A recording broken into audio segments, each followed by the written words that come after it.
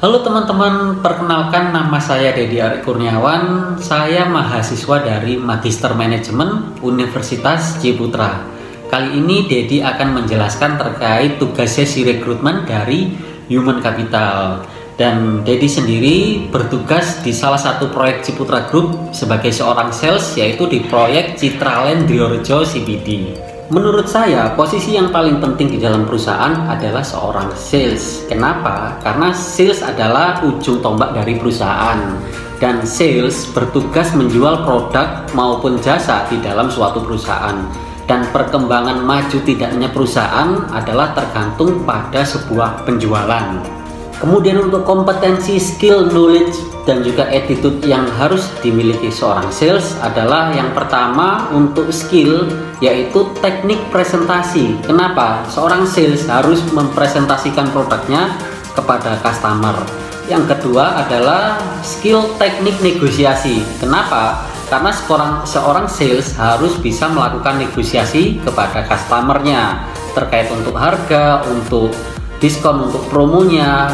Terus yang ketiga adalah skill teknik closing. Setelah mempresentasikan harga promonya, apakah seorang sales itu bisa mengclosingkan atau bisa membuat customer membeli produknya. Kemudian untuk yang kedua yaitu knowledge. Seorang sales harus memahami mengenai produk apa saja yang dijual, yaitu tentang promo dan juga diskonnya, paket produk-produknya, kemudian fitur-fitur yang ada di produknya. Dan yang ketiga adalah attitude. Jadi seorang sales harus bisa ramah dengan pelanggannya atau customernya. Kemudian seorang sales harus bisa menghandle komplain ketika dikomplain oleh customernya. Dan strategi rekrutmen yang akan dilakukan kali ini, Dedi akan menjelaskan mengenai strategi sumber media website online pencari kerja. Yang pertama kita harus mendaftar dulu. Yang kedua kemudian kita tulis deskripsi perusahaan dan juga pekerjaan seperti apa yang kita butuhkan. Contohnya kita membutuhkan seorang sales. Kemudian kita tulis skill-skill apa saja yang dibutuhkan seorang sales yang kita butuhkan. Kemudian kita tulis juga kebutuhan kita adalah mencari sales yang berpengalaman atau tidak. Yang ketiga kita harus tulis, jadi kita membutuhkan sales yang mudah beradaptasi dan sanggup menerima tekanan. Proses seleksi yang dilakukan untuk mendapatkan best talent, yang pertama kita bisa melakukan interview agar calon karyawan tersebut memperkenalkan diri. Yang kedua kita bisa melihat apakah dari calon karyawan berpengalaman menjadi seorang sales. Dan yang ketiga kita bisa menyuruh calon karyawan tersebut menjelaskan terkait seberapa jauh mengenal perusahaan yang dilamar. Dan yang keempat kita bisa menyuruh calon karyawan tersebut menjelaskan terkait penjualan produk, atau kita bisa menyuruh calon karyawan tersebut menjelaskan terkait presentasi, negosiasi, dan juga cara closing.